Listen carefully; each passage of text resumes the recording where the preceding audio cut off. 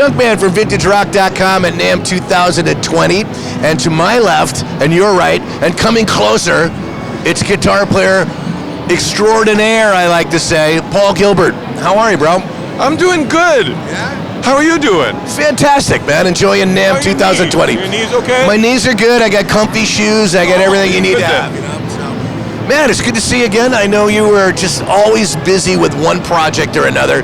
Every year you come to NAMM, all the guys are looking at guitar players. Everybody's wondering what's going on for Paul Gilbert for 2020. Let's see. Well, I always have my online school happening at ArtistWorks. I do about 1,000 videos a year. I've surpassed 8,000. I'm well into the 8,000s now. Those are all in the archive. You can search them, so hundreds of everything. I'm making a new record called Werewolves of Portland. Werewolves of Portland? I live in Portland. Yeah, a solo record, right? Yeah, and that's a good lick, whoever's playing that. And also probably doing a tour, U.S. tour, like maybe around May or June. With the same band that you're recording with? Yeah. Now, tell us about the guys in the band. Who's playing with you? I did a lot of touring last year, so it's the same cats, because they're good. And what else? Oh, I've got a great Guitar Escape camp. That's in July in Long Island, New York. My hometown. And that's going to be like a Shrapnel Records theme. So Tony McAlpine, Eric Gales, George Lynch, Bumblefoot. Maybe I might be forgetting somebody, but there's some heavy cast from the day will be there with me, and we're going to jam and teach and have breakfast.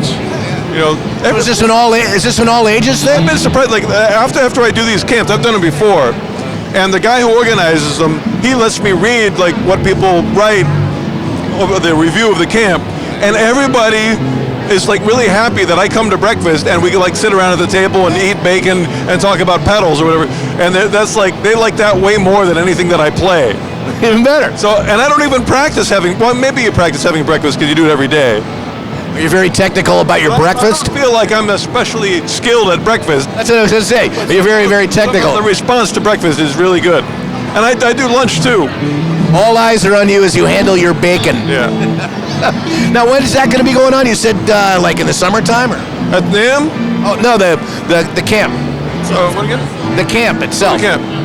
Oh, it's called the Great Guitar Escape. Right, and it's going on at when is it going? It's the Glen Cove Mansion, which is in Glen Cove, which is in Long Island, New York, July 6th through the 10th. There's a website. So it is in July. If you have this thing called a computer, you can Google. This is great, man. Who are you? I should also mention, I'm here at the NAMM show. Absolutely. And I've got a new signature pedal with a pedal company called JHS. That was my next question. Yeah, and it's wonderful. And when they made the pedal for me, they also gave me these shoes. So I don't know if you can see, but I can. So those shoes came with the pedal. I don't know if you get the pedal. I don't know if they'll give you the shoes too. Probably not. But anyway, they're size 14 because I've got big feet, and the pedal's called a PG-14, which is goes along with my shoe size, and it's also one more than PG-13, which is a DiMarzio pickup that I have. Now, is the pedal extra large? Is the pedal extra large? It just sounds extra large. Yeah. Good. Now the company that makes it, that guy just played, if you heard it through the PG-14, it would be. I mean, that's a good lick anyway, but it would be even more awesome, like you were wearing size 14 shoes. Now again, this is by which company that makes it? Say again? What's the company that makes it again? The pedal? JHS. J is in jam. H is in heavy, and S is in. Can you think of a chemical element that begins with S? So good. Selenium. That's selenium. Yeah. Guitar-wise, too, you still with Ibanez and doing things like that? Yeah, with decades with Ibanez. You've been with them forever. One of the best relationships of my life, working with Ibanez. Such cool stuff. And I love my Fireman guitar so much. It's just really. It was almost an accident. I was just doing it to be funny in a way, like flipping an Iceman upside down. But it turned out so good, and it's got such good tone. and it looks weird, which I like, but it functions really well. This is great. I'm glad to see you busy, man. There's so much stuff going on. He's swinging. I was manic depression. Oh, I missed one. Now I know what one is. You know, this kid's 10 years old.